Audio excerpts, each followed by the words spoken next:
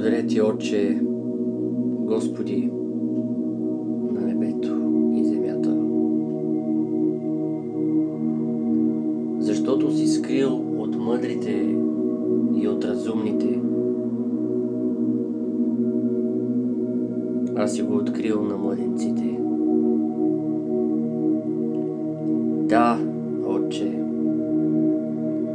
защото така се видя угодно. Всичко ми е предадено от Отца ми и никой не познава Сина, освен Отец. Нито познава някой Отца, освен Сина.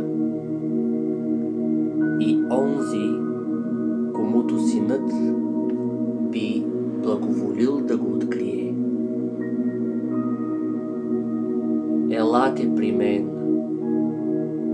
всички отрудени и обременени, и аз ще ви успокоя.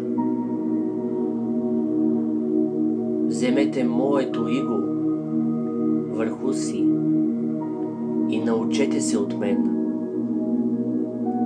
защото съм кротък и смирен по сърце.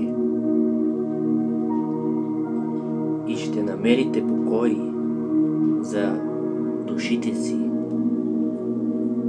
защото моето иго е благо и моето